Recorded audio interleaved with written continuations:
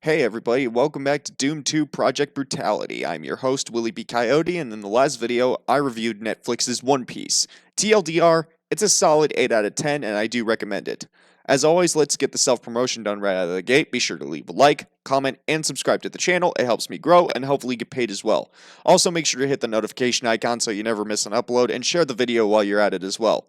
So without any further ado, let's get into it.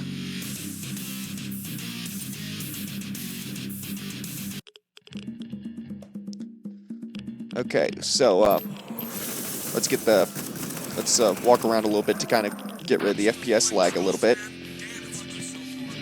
Hit the switch here.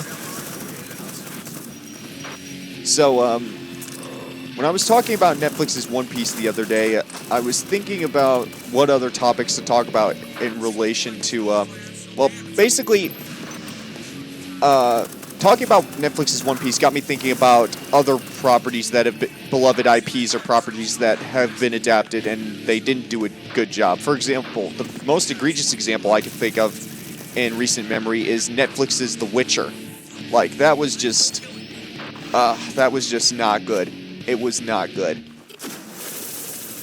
Like they had a golden goose of an IP to work with in The Witcher. Like, they had Henry Cavill, who was perfectly cast. They had a popular book series, fantasy adventure book series, that had a decent built-in fan base that had also been adapted into a popular series of video games by CD Projekt Red. Like, they had all the makings of a perfect cash cow. Like, they even had a plan to turn it into, like, the next Game of Thrones in terms of franchising anyways. They were going to have, like, a whole bunch of shows. It wasn't just going to be The Witcher. There were going to be spin-offs and everything, and it was all going to be supposedly going to be modeled after Andrei Sapkowski's original source material. See, great idea in theory, but in practice, Netflix made a complete and utter hash of it, because this was before they decided to start following the source material. And because the first mistake they made with The Witcher was hiring Lauren Hissrich to be the showrunner. And let's see if I can do this before I burn to death. See, Lauren Hissrich. Here we are. Lauren Hissrich is the writer they hired to be the showrunner for The Witcher, and she said ahead of time that she was going to closely follow Sapkowski's source material, and the first season does for the most part. The first season of The Witcher was pretty solid. It had its flaws, but it was solid. Like for instance, they tell the story in a non-linear way in season 1. But they don't do a very good job of communicating the fact that they're telling it non-linearly. So that was the first problem with it. And there were some problems that some people had with some of the casting choices, but I felt that the cast did pretty good for the most part. All in all, season 1, while it had its flaws, it was solid. Fast forward, season 2 comes out, and oh dear.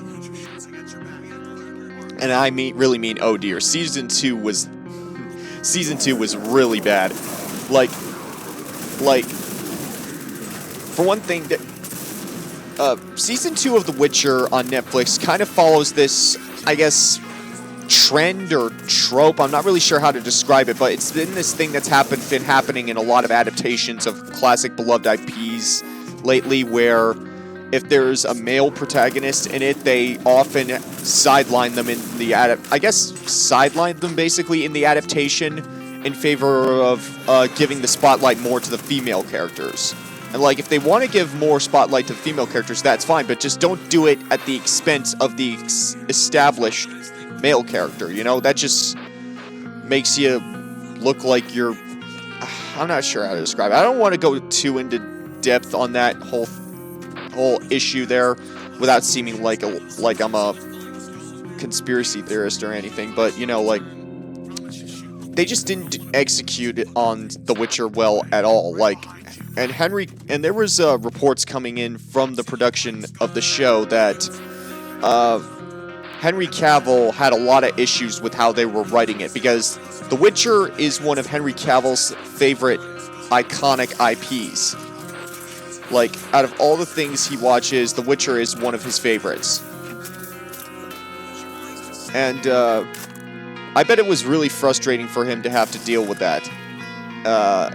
You know, working with people who didn't understand the source material, and, like, and there was even reports that came out from one of the writers who actually left after Season 1, who said that a lot of the people in the writer's room actually actively disliked the source material, which follows a trend of that's been happening in, like, major entertainment media spaces lately, of hiring people who don't like a property to work on that property, which leads to which pretty much always leads to a subpar final product, in my opinion. Like, if you're gonna do an adaptation or a reboot of a long-established and well-beloved IP, why wouldn't you hire someone who likes that IP to work on it? Because if you hire someone who doesn't like it, they're just gonna go out of their way to make it badly because they don't like it. You know, they're gonna try and make it their own thing. Case in point, Alex Kurtzman with Star Trek. Like, Kurtzman's Star Trek is just awful. Like, seriously, like, Alex Kurtzman's Star Trek is just absolutely terrible. First off, because Alex Kurtzman is a mystery box storyteller, and you know that mystery box storytelling is just going to be packed to the brim with a whole lot of setup with absolutely zero payoff, because, hey, it's a mystery.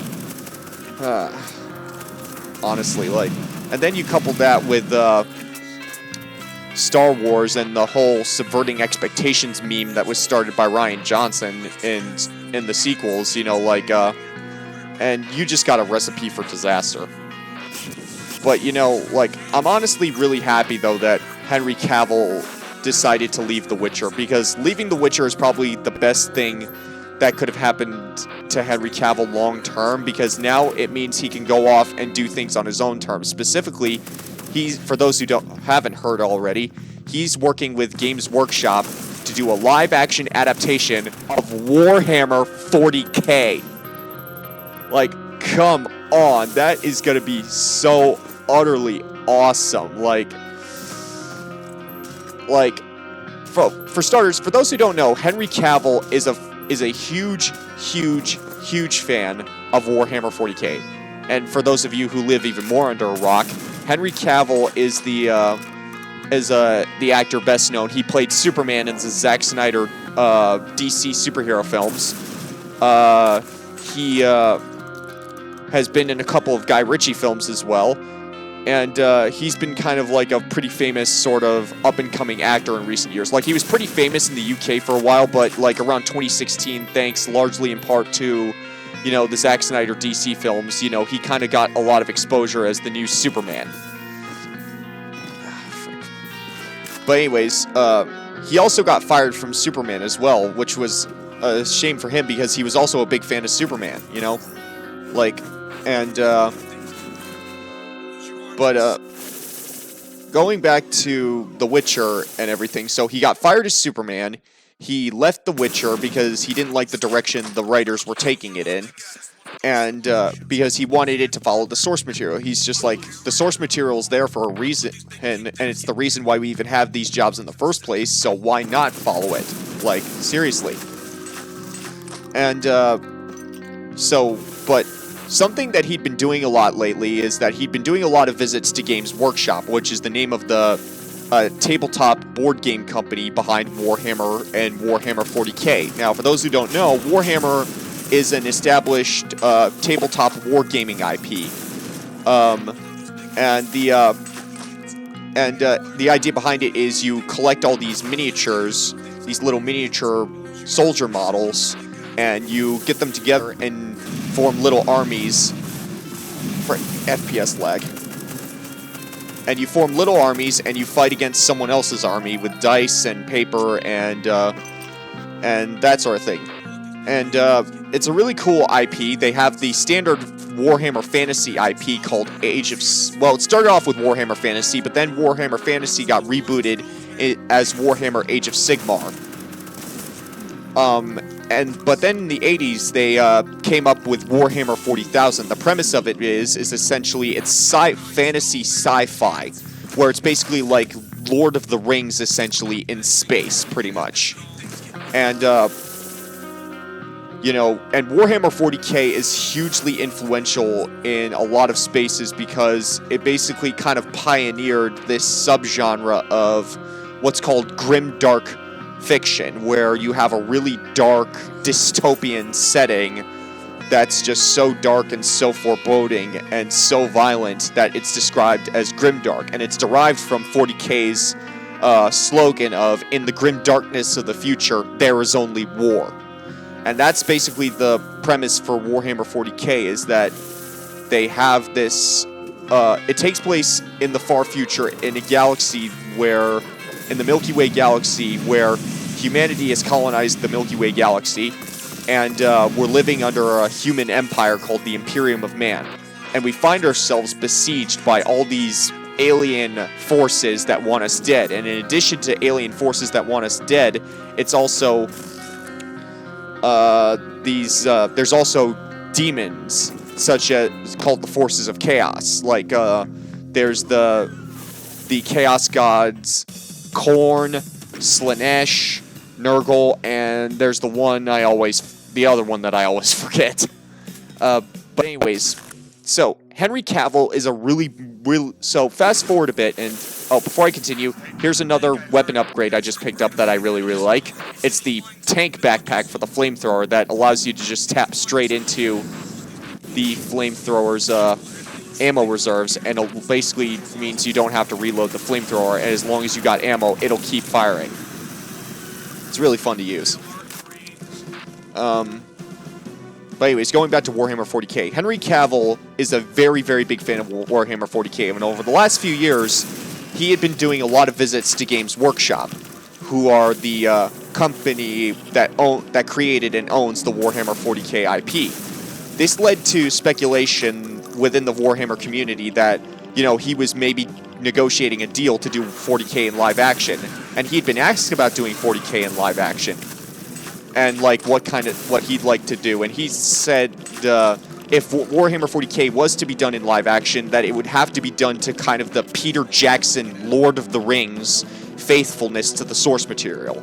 And like, Peter Jackson was meticulous in remaining faithful to the source material. I mean, yeah, a few minor changes were made here and there, but overall, like, it remained pretty largely faithful to the source material. Pretty largely faithful. But anyways, so he said that in a podcast where they were talking about Warhammer 40k, and he even posted, Henry Cavill even posted a picture of himself during the lockdown of him painting miniatures of the Adeptus Custodes, which is one of the many, many factions you can play as in the 40k tabletop wargame, which is really, really cool to say the least. And so, like, fast forward to December of 2022, and it comes out right before Christmas that Henry Cavill announces on Instagram that he has officially partnered with Games Workshop and Amazon Prime TV to do Warhammer 40k in live action. Oh, cool. I got this is another cool weapon upgrade. This is the M2, this is the Mark II plasma rifle lightning upgrade. So once you get, this is for the semi-automatic Doom 3 plasma rifle, and you can't dual wield it anymore, but when you do hit the dual wield button, it turns it into a continuous string of lightning that chain affects enemy targets, which is really, really cool.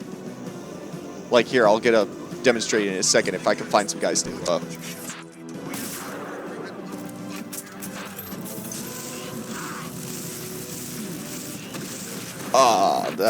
I love how Project Brutality weapons. I really love them. Okay. So as I was saying about Henry Cavill, where was I? Always gotta be careful to get sidetracked when I'm rambling like this. So Henry Cavill announces that he's partnering with Amazon Prime Video for 40K TV show live action. Like, it's pretty impressive too because Amazon Prime has a pretty mixed bag when it comes to original content. Sometimes they put out absolute bangers, like for instance, Reacher, the TV show based on the Jack Reacher novels, with Alan Ritchson, or The Boys, for instance. The Boys is also pretty good. And on the other hand, they have a lot of real stinkers like The Wheel of Time. The Wheel of Time adaptation was not very good. And of course, infamously, The Lord of the Rings, The Rings of Power. Ugh, that's such a repetitive name too. It's repetitiously redundant. Like The Lord of the Rings, The Rings of Power. It sounds like a tongue twister almost. Like, it sounds like it should be a tongue twister. You know what I mean? But anyways, so Henry Cavill manages to negotiate this deal to do Warhammer 40K in live action. He is going to star. Not only is he going to star in it, the most interesting thing is, though, not only is he going to star in it, he's also the executive producer. He's the executive producer, which means he is going to have a level of creative control over this project that he only wishes he could have had on The Witcher. And he has promised that he is going to remain faithful to Games Workshop's source material, which is amazing. Like, that's a major, major W for Warhammer 40K fans, to have someone who is such a big fan of the property doing it the correct way. He plans to do it the kind of Peter Jackson Lord of the Rings way, which is a very, very smart move. A very smart move indeed, in my opinion. You know what? I think I might actually be getting close to the end, if this is the level I think it is. Hang on. Let me check real quick. Is this the living end? Yes, I think this is the second to last level. We're actually making it to the final episode of the series here.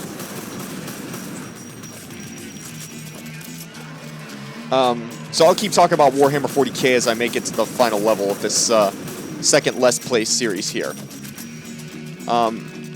So it's been confirmed he's starring in and executive producing live-action Warhammer 40K content for Amazon Prime, which is a major, major, major win for fans. Like, seriously, like imagine if they gotten someone like Lauren Histrich, who doesn't care about the source material or following the source material, or even worse, if they got Rian Johnson, the hack who did Star Wars The Last Jedi. That would be terrible. Hang on, I think I just got a second Desert Eagle. Yes, I did, finally. I've been trying to get find a second Desert Eagle with the Johnny Silverhand reload animation for a while now. And now I got it.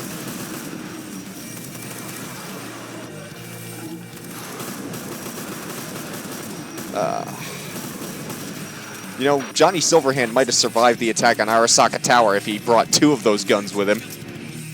But anyways,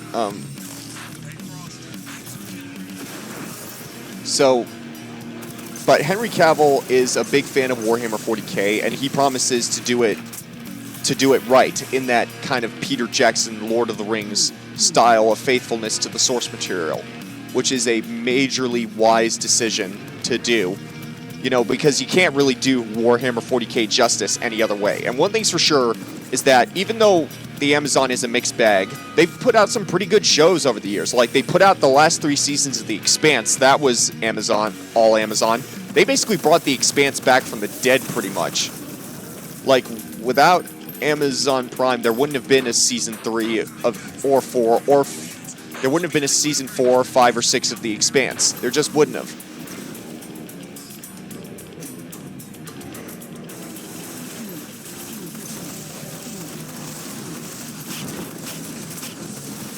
And, and one thing's for sure, and they also did The Boys, and they also did Reacher, which was really good, and they also did Jack Ryan and The Terminalist, which were also pretty good as well.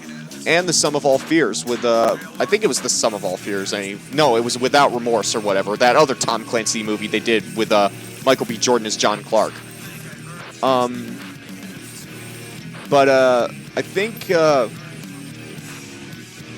that one thing's for sure right out of the gate, though, is that by working with Amazon, Henry Cavill is definitely going to have the budget he needs to do it justice. They're going to have like, when you watch The Expanse Season 4, you can definitely tell when the Amazon budget starts kicking in. You know, like, seriously, like, the visual effects the visual effects in The Expanse were already pretty decent for a Sci-Fi Channel show, but when they get that sweet, sweet Amazon budget behind them, it just ascends to a whole other plane of existence. Like, The Expanse was already a great show to begin with, but when they got acquired by Amazon, it became truly, truly incredible. Like, one of the greatest sci-fi shows of all time. Here, I'm going to save at this point, just in case I get stuck, because I've gotten stuck in this bit before.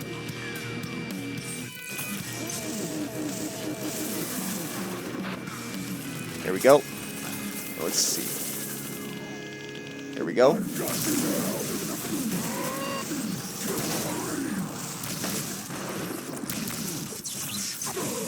And so, Amazon's definitely with Amazon. They're definitely going to have the correct budget they need to do 40K justice from a visual standpoint. Oh, I just reenacted the ending of Terminator 2 there. And now I don't have to start all the way over again. Remember to quick save when you're playing boomer shooters.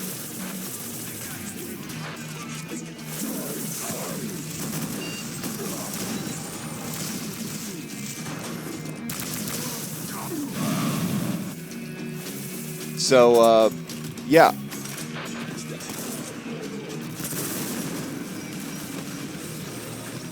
So, yeah, with Amazon, they're going to have the budget to do it justice.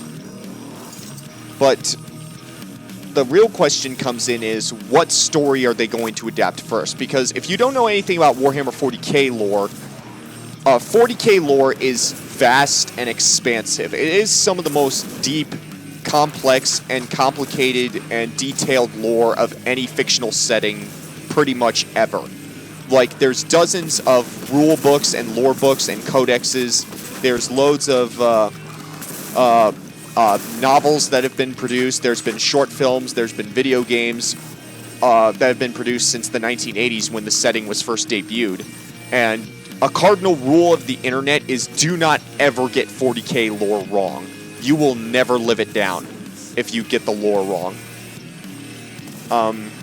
So yeah, he's got a lot of weight on his shoulders to deal with that, to live up to that and remain accurate.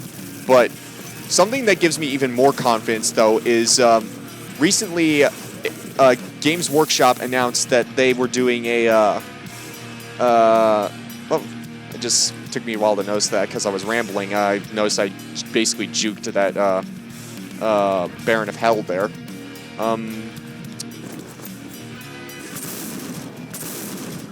Oh, please tell me I did not just get myself stuck, please.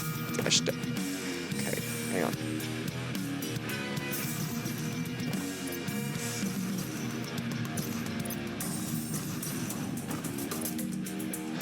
Great.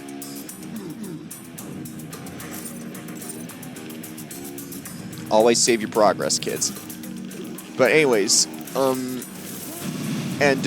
but recently, the other day, Games Workshop announced they were partnering up with Weta Workshop, and Weta Workshop is a pretty well-known visual effects studio. They do practical set design, concept art, they do prop and costume design, and they also do digital visual effects as well, and CGI.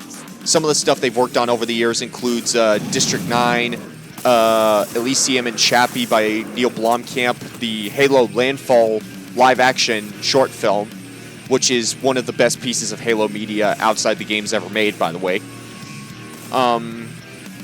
They also did James Cameron's Avatar. They did the Peter Jackson Lord of the Rings films, the Peter Jackson King Kong film.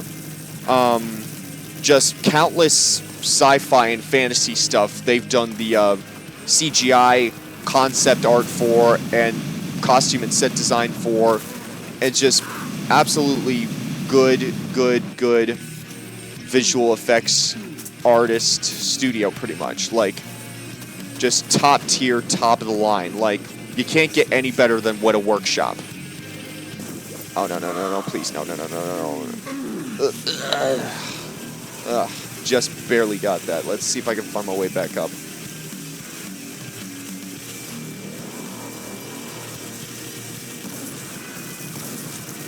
So, like, and Games Workshop has announced that they're doing a partnership with Weta Workshop, which I honestly don't know what kind of partnership they're doing, to be honest. It's going to be interesting to see what kind of partnership they could do, but I'm honestly suspecting, given the fact that Weta primarily works in film and television, that I honestly suspect that it may have something to do with Henry Cavill's live-action 40K show. But again, I don't know. It could be anything. Like, maybe, it could be they're just doing, like, limited edition Weta miniatures or whatever, but it also could equally be that they're doing visual effects and costume and prop and set design for Henry Cavill's live-action 40K, which honestly wouldn't surprise me. Like, Henry Cavill would honestly have to be kind of dumb not to pick Weta to do the production design for Warhammer 40K show. Weta would be absolutely perfect for that role. And that's the living end. Oh, here we are, the icon of sin. This is it. This is it. The final charge against the big bad of Doom 2. So Weta Workshop could possibly be doing the visual effects for Warhammer 40K. There he is. He's launching guys for us to fight.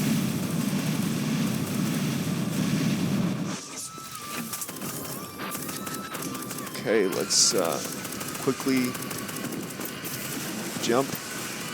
Get out the BFG 9000 and get wrecked. Oh no, frick. Oh no, wait, I got him. I got him. I win. And that's it. We finished. The horrendous visage of the biggest demon you've ever seen crumbles before you. After you pump your rockets into his exposed brain, the monster shrivels up and dies. Its thrashing limbs devastating untold miles of hell's surface. You've done it. The invasion is over. Earth is saved. Hell is a wreck. You wonder where bad folks will go when they die now. Wiping the sweat from your forehead as you begin the long trek back home. Rebuilding Earth ought to be a lot more fun than ruining it was. So, yeah, that's it. That's the end of the Let's Play. And that's Doom 2 Project Brutality. If you guys want to check it out, it's on, you can look it up. It's got a website called the Brutal Repository. You can also download it on ModDB. It's a really fun mod, and I do recommend it if you're going to play through Doom 2 or Doom 1 or any of the Doom game, classic retro Doom games for that matter, if you got the WADs for them. As for Henry Cavill's live-action 40K show, what he's going to do, I don't really know. But I really do hope that at some point he does the Catachan Jungle Fighters. But anyways, that's the last video of this Let's Play series. I didn't even expect it was going to be the last video. Thanks everybody for tuning in for my second Let's Play series. Be sure to leave a like, comment, and subscribe to the channel. Hit the notification bell so you never miss an upload. Thanks for tuning in. I've been Willie B. Coyote, and I'll see you guys next time. Peace!